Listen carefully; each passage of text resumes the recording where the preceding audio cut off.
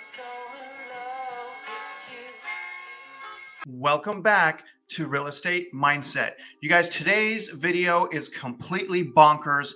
It's about the lies that Zillow is predicting that a massive equity increase is going to happen in the 2022 housing market. Now, real quick, let me get this out of the way. I am not a financial advisor, as you know. I'm simply sharing with you my opinions about what I believe is going to happen based on my experience and based on the data that I'm analyzing. So essentially what we're going to go over today is what Zillow just reported on March 16th and their outlook on the housing market. And then we're going to dive into some more data and some more articles about why I believe that Zillow is actually lying and why I believe Zillow is only saying these things to prop up their stock and to get more investors investing into their company. Now, as you know, Zillow makes money in a thriving housing market, as do I. I'm a realtor in Houston and a loan officer in Texas. So when the housing market is thriving, I make much more money. So it is in my best interest that the housing market does well. But as you guys know, I don't believe that. I believe that we are headed into a market crash in 2022. And what I mean by a crash is negative equity growth, okay? Negative equity growth is what I'm considering a housing market crash, and I believe that starts in 2022. Now, Zillow is estimating that it is going to be another year of double-digit equity growth, despite all of the things that I've been laying out for the past month on my channel. Now, I want you guys to empower yourself by educating yourself, and don't just listen to my opinion, okay? Listen to many other opinions, YouTubers, news outlets, and things of that nature, but be very cautious on why they're saying what they're saying, and also be cautious on if they have a financial interest on the housing market doing better. Okay, now, before I continue, you guys, for the algorithm for my channel, please like this video, share it, and as always, comment periodically through this video and let me know your opinions and let me know your insights, because as you guys know, I definitely appreciate them and I adjust my opinion based on new insights and new data. So let's get started right now with what Zillow is saying. Okay, guys, so here's a report from Zillow, March 16th of this year. So this is only a few days old. Now let's go over this together. Let's go over, and I'm going to try to keep my opinion out of this as I'm reading this, even though it's very hard for me, because remember, the Zestimate was a total failure, but I'm sorry, I added my opinion. I'm going to read this for you guys now. Zillow expects annual home growth to continue to accelerate through spring, peaking at 22% in May before gradually slowing, okay, to 17.8 by February 2023. More than 377,000 existing homes are expected to have sold in February, a seasonal adjusted annual rate of 6.36 million. All right, let's go on to this next paragraph here, okay? Monthly home value growth is also expected to continue accelerating in coming months, rising to 1.8% in March and 2% in both April and May before slowing somewhat by the end of February 2023. The typical U.S. home is expected to be worth almost $400,000. Geez, the robust long-term outlook is driven by our expectations for tight market conditions to persist, with demand for housing exceeding the supply of available homes. Let's continue. The seasonal adjusted annual rate of existing homes in February is expected to total 6.36 million, down from 6.5 million in January 2022, but up from 6.17 million in February 2021. Okay, now, here's the thing, okay? Then this article goes on to say, let me see if I can zoom in here. This article goes on to say, you can't really see it. Let me move my picture of myself like this. Okay. Now look at this, okay? So it's making these really bold claims, and then it says, however, downside risk to our forecasts remain. Continued elevated inflation heightens the risk of further monetary policy tightening, which would result in higher mortgage interest rates and weight on housing demand. So, you guys, I think I know where the fear of missing out is coming from. I think the fear of missing out is coming from one of the number one real estate companies in America called Zillow. I believe all of these radical projections, and they even say the word robust. So these robust claims that Zillow is making, I believe they're just trying to prop up their stock. They're just trying to get more attention to a thriving housing market.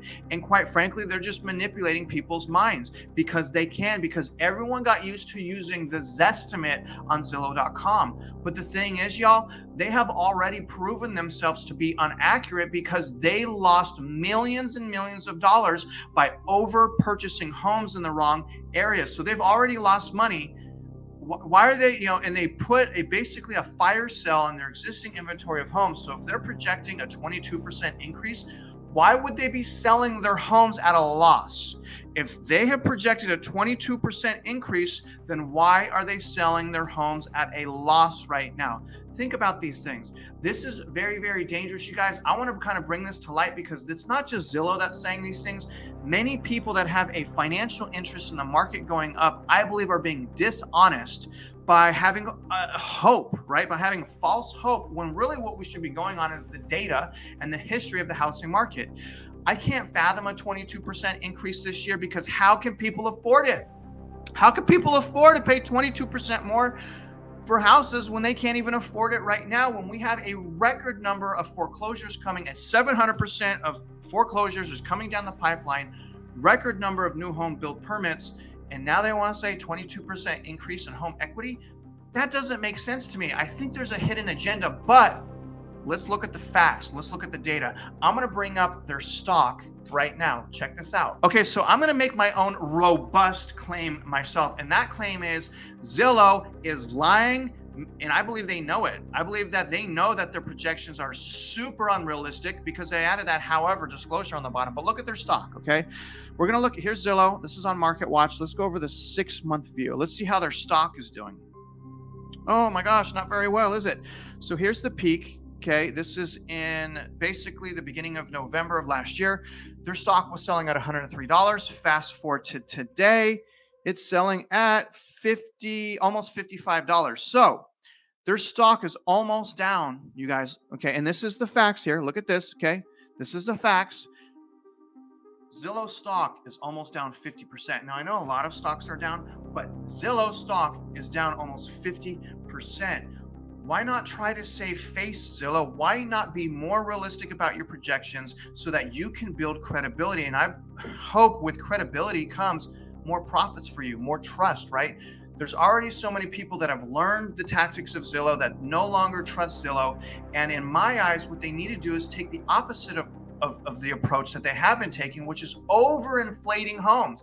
Everyone knows that, especially realtors. And guess who's a realtor? I'm a realtor in Houston and a loan officer in Texas.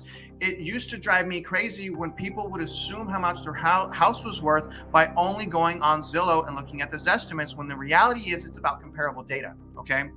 This is absolutely wild, but I want to refresh your guys' memory. Let's see how much Zillow has already lost. Let's not talk about the stock. Let's see how much they've lost because of their failed iBuyer program. Obviously, they can't accurately project equity growth because they themselves have lost hundreds of millions of dollars. So huge warning, guys. In my opinion, I'm not a financial advisor, okay? I'm just a normal person, but in my opinion, do not listen to Zillow anymore. Zillow has continuously proven they can't be trusted. They cannot be trusted. But let's look at this article next. Boom, take a look at this. Now, this article was released March 14th, as if people needed to remember how they failed. I'm going to zoom in here a little bit, guys. Let me zoom in. Boom. Okay. Is that a little bit too much? Sorry about that. Okay. And this is crazy. Okay. This is from the Mortgage Reporter's contributor. And I believe that she's also biased because let's read this. Okay. Zillow's iBuying exit spooked market watchers because they were caught red-handed, essentially, with projecting inaccurate equity growth. They took a hit themselves, right? I can't believe people still trust Zillow. But anyways, Zillow officially exited the iBuyer market. Home to Open Door, OfferPad, and other similar home buying solutions late last year, taking a, here we go, $421 million loss in the process in a matter of days. The move saw the company's stock drop 50% and forced a significant reduction in its workforce. They laid off, I don't remember how much, I think it was 20% of their employees because of their inability to accurately predict equity growth. And yet here they are inaccurately, in my opinion, projecting equity growth again. It also spurred economic concerns for many because those people were smart. Let's continue. Did Zillow's exit signal a turn in the housing market? Would the company offload its properties at a steep bargain and send home prices crashing? Was the bubble about to burst? Why, with skyrocketing home prices and the housing crisis just barely in rear view? Housing crisis in the rear view? I think it's right in front of our face, but let's continue. It's no surprise these worries arose, but according to Arjun Deidra, mortgage expert at the house and mortgage expert and host of the Mortgage Reports podcast, they were and still are unfounded. Okay, so interesting. So apparently, even this article that is saying Zillow's iBuying program was horrible, they lost $400 million in profit in the process of unaccurately forecasting a equity growth, is also saying that a housing crash is unfounded. Now, if you guys watch my Core Logic, who's a data solution source in real estate, they have projected a 70% likelihood in certain metro areas for a housing crash to happen. Yet these people from the Mortgage Report podcast is saying that's unfounded. Now let's review what company he works for. Mortgage Report podcast. So it's in his best interest for the housing market to go up, right? All I'm saying is this. Here's my point, you guys. Here's my point. Okay. You have to be very, very careful on who you're listening to. The bigger they are, the more financial gain they can make.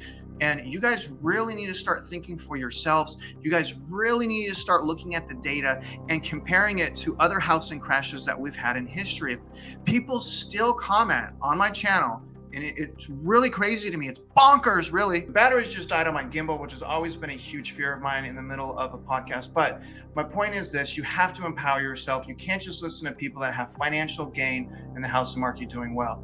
You guys, that's the video today. I hope this just gave you some food for thought. And as I'm always recommended, save your money, build your credit worthiness, stay patient, love your family, and good luck out there. I hope you win.